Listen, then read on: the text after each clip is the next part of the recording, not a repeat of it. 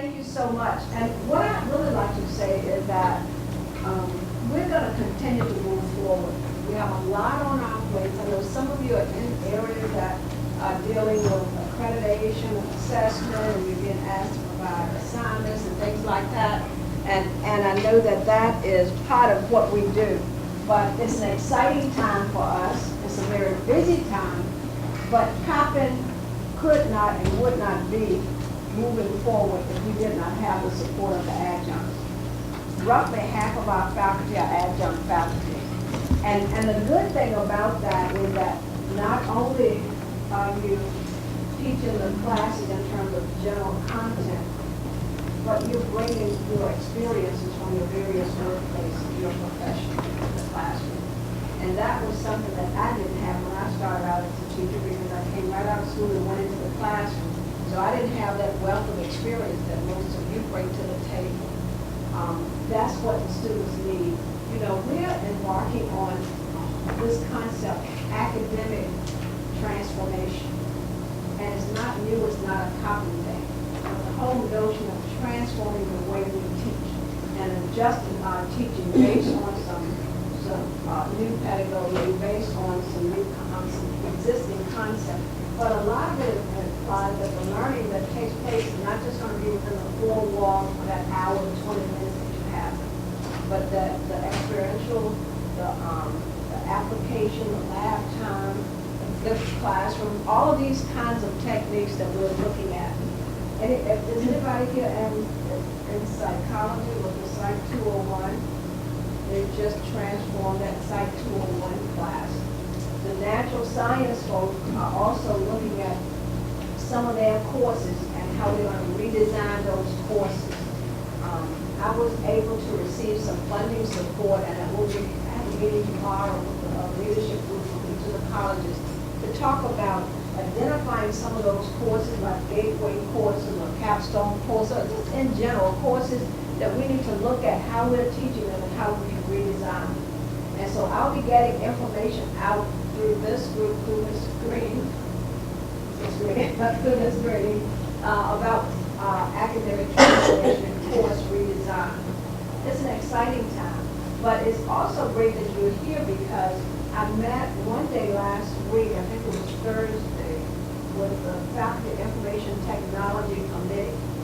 And that's a faculty group that actually work directly with their colleagues in terms of how we're going to use technology in teaching and learning. And one of the things that you're going to see from me a note real soon about the fact that we're embracing and we're moving forward with the use of the grade center in Blackboard. And so we're going to be providing training so everybody will be on the same accord. Now this is going to help in many ways, but one in particular is the requirement for assessment. You're going to hear that with buzzwords in some of your college meetings or what have you. But the requirement for middle states, the requirement for different specialized accrediting associations, but we want to start a new program and that we don't have at Coppin. When we do the proposal, we have to demonstrate how we're going to do assessment in that program here. So it's something that's there, it's not going away, and we have an academic affairs committee that's going to be working with us. And quite a few of you are working on committees. And Ms. Green is the lead here with this group, but she's going to share with you some other opportunities for those of you who may be available to serve on committees or to help us with assessment or to help us with technology and teaching and learning or whatever the case might be. I know that many of you work during the day. You may not be available, but for those of you who may be available, we'd like to extend that opportunity for you to really become even more engaged with what we're doing here at Coppin. So again, I don't want to take too much of your time, but I do want to thank you wholeheartedly, not just for coming out this morning, but for being a part of Coppin at a time when we must continue to move forward and build a strong institution. So thank you so much, and I look forward to kind of I see a lot of familiar faces. I know that's a sign of that I'm aging a little bit here, but when I go and when I look at the students now, they all look so little and young. Yeah, you know, it's like, okay, I'm seeing a lot of familiar faces. I've been around for a while, but it's so wonderful to be a part of in spite of some of the challenges we face, fiscal and otherwise, enrollment challenges, it is so incredibly good to be a part of this institution at this time, because I still see Coppin as the future for this community. It's a vital part of the community and the students that we serve. It's such a wonderful mission. I know that we have some challenges with graduation and retention, but we do something well relative to what. I mean, I personally think that when you recruit students who are in the top of the GPA range and who have the high SAT scores, and if you bring in a large number of those students and you have a high graduation retention rate, it's like, yeah, okay. But we do know that our mission allows us and embraces students at all ranges. And some of them don't graduate in 4 years or even 6 years. Some of them stop out, some of them drop out, some of them return many years later. But it's such a wonderful mission that this institution has to be able to serve the students that we serve.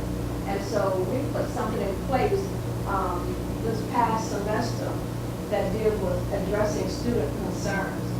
So that if a student calls and says, I'm concerned about this professor's class because the professor hasn't shown up or working with me, whether it's an adjunct or full-time person, we kind of have a system where we direct those concerns to a point person in each college.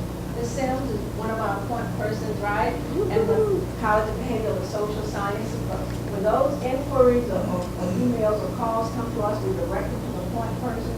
They follow up with the faculty members. They help us resolve the problem, and we get a response out to the student. And it worked incredibly well this semester. Some of the questions about financial aid, some of them about the textbook, and it could be anything. But we're just making a deliberate attempt to be responsive to and provide better customer service and to address our students' concerns. So if you ever get a call from Kelly in my office or any of our point persons in the college, don't take it personal and get defensive.